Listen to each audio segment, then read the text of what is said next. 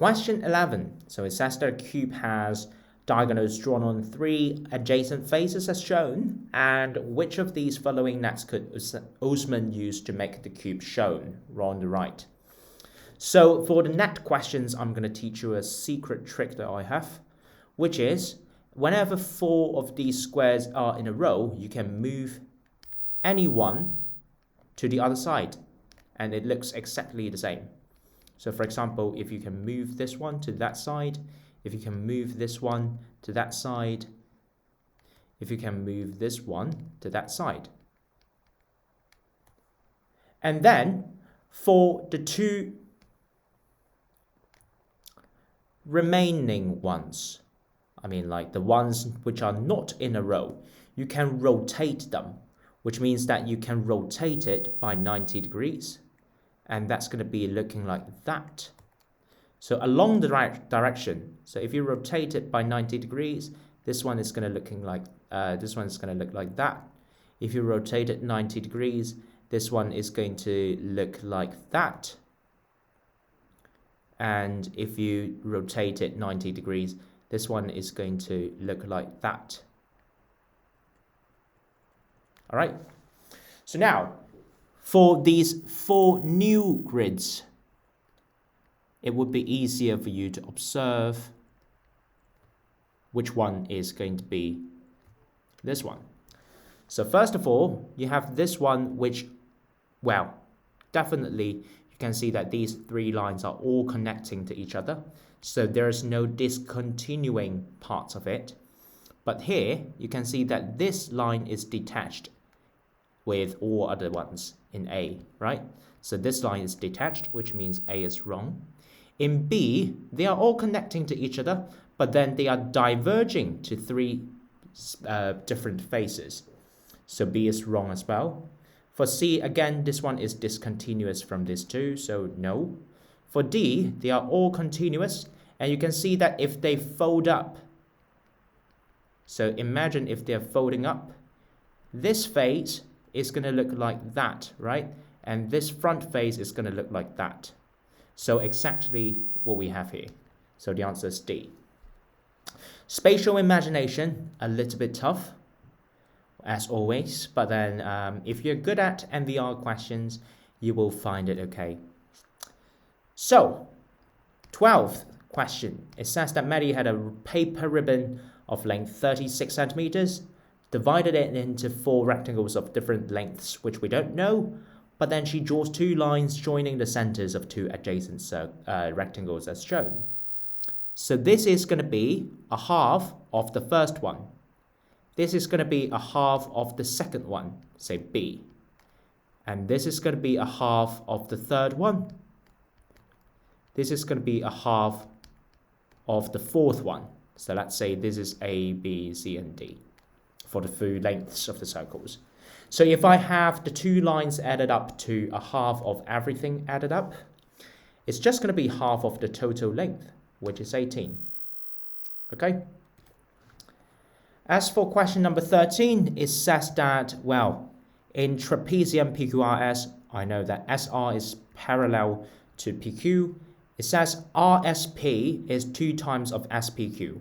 We know that angle RSP and angle SPQ, RSP and angle SPQ adds up to 180 degrees because they are co-interior angles or C angles for parallel lines. So it's going to add up to 180 degrees. And now I know that RSP is 2 times of SPQ, which means that 3 SPQ is equal to 180. SPQ is equal to 60 degrees. And now you can see SPQ is 2 times of PQR, which means that PQR is 60 degrees divided by 2, which is 30 degrees. And of course, RSP is, so it's not asking you about RSP, it's about QRS. Of course, QRS will just be 180 degrees, take away 30 degrees, which is 150 degrees, because QRS and PQR are also co-interior. So they add up to 180 degrees. So now you can see that QRS is 5 times of PQR, which means the value of K is 5. Right, so this is the angles in parallel lines. As for question 14, Taran thought of a whole number and then multiplied it by either 5 or 6. Krishna added 5 or 6 to Taran's answer. Finally, Ishan subtracted either 5 or 6 from Krishna's answer. And the final result was 73. What number did Taran choose? So you might think that this is a bit confusing, but then actually what Krishna and Ishan do together will be one of the 3 choices. It's either both 5s, both 6, which means no change to the original answer. Adding 5, subtracting 6, which means take away 1. Adding 6, subtracting 5, which means adding 1. Right? So there are only the 3 possibilities. So now look at the number 73. Is it 1 away from a 5, from a multiple of 5, or a multiple of 6, or the same as a 5 or 6 multiple? So definitely 73 is not a multiple of 5 nor 6. But 73 is 1 more than 72, which is a multiple of 6. So it means that the multiple of 6 should be 72. Divided by 6, that's going to be 12.